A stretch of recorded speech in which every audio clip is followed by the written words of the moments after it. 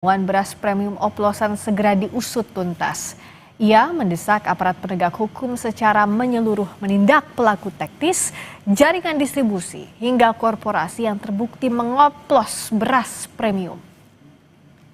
Ada pihak-pihak yang melakukan hal tersebut harus langsung ditindaklanjuti, diproses secara hukum, jangan sampai kemudian merugikan rakyat, dan DPR tentu saja akan melakukan pengawasan melalui komisi-komisi yang ada di DPR untuk ikut menindaklanjuti terkait dengan hal itu.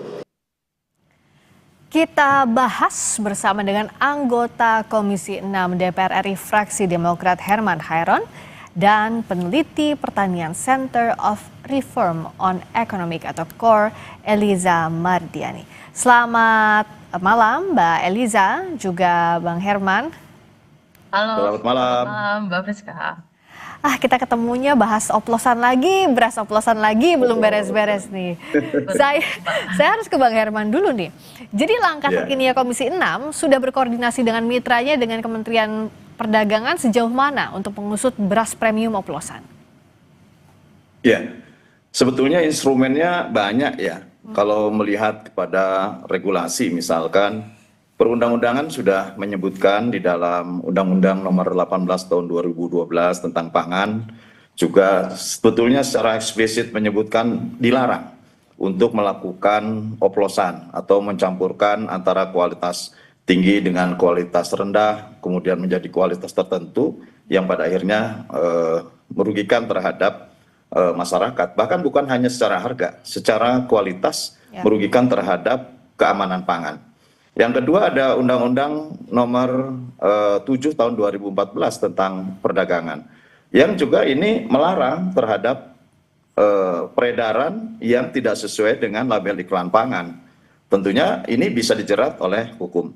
Kemudian juga Undang-Undang Perlindungan Konsumen, yang saat ini kami juga sedang merevisi Undang-Undang Perlindungan Konsumen dengan melihat terhadap kasus-kasus yang terjadi. Dan saya kira kasus persoalan beras oplosan ini bukan satu kali ini terjadi.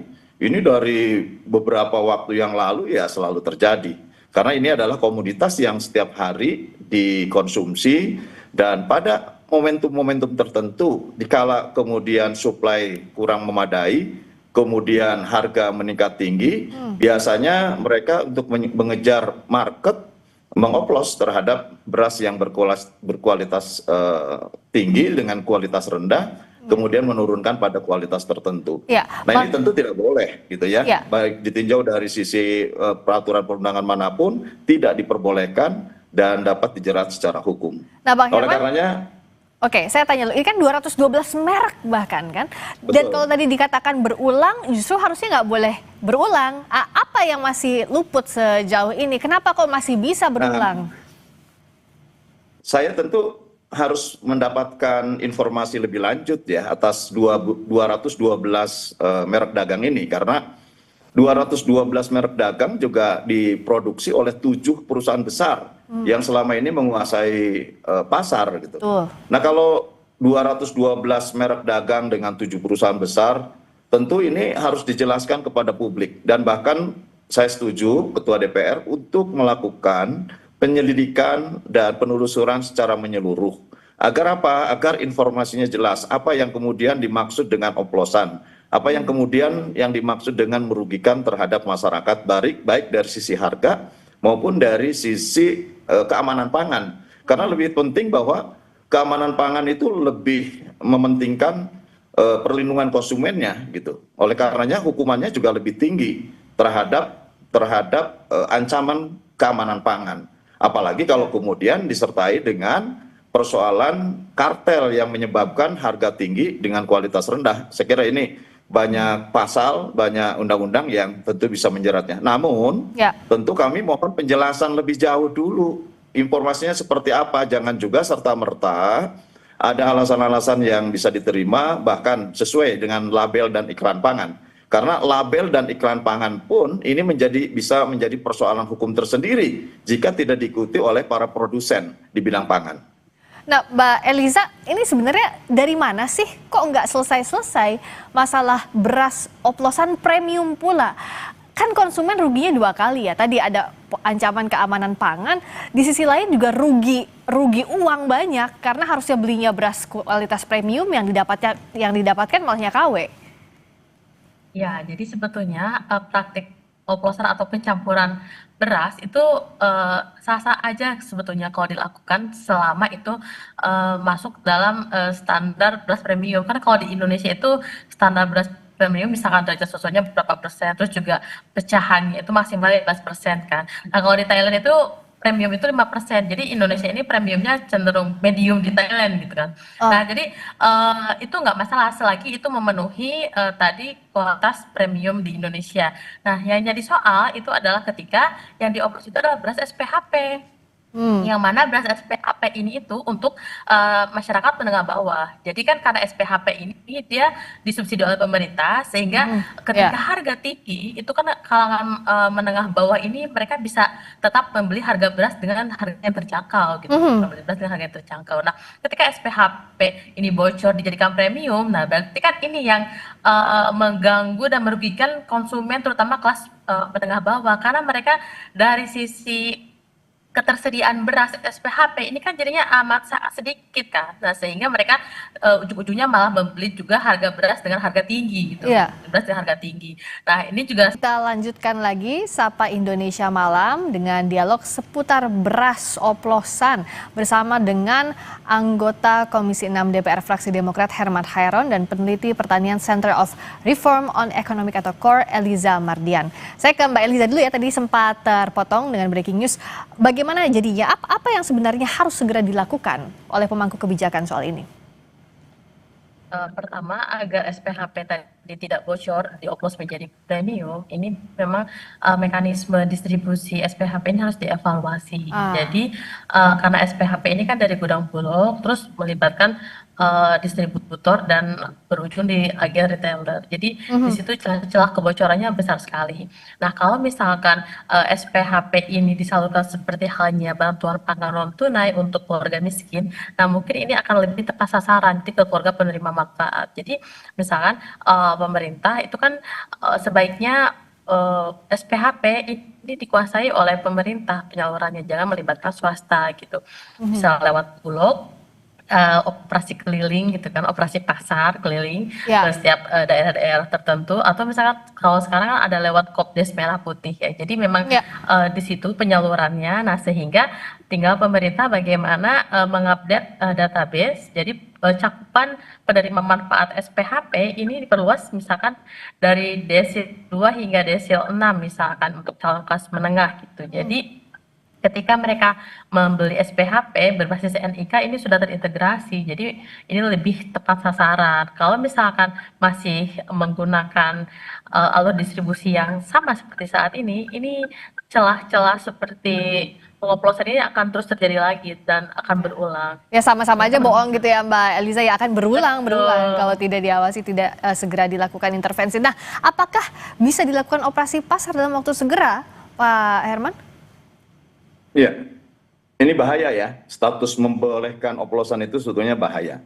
Karena secara umum ini akan melegitimasi terhadap oplosan. Karena regulasi tidak memberikan ruang itu.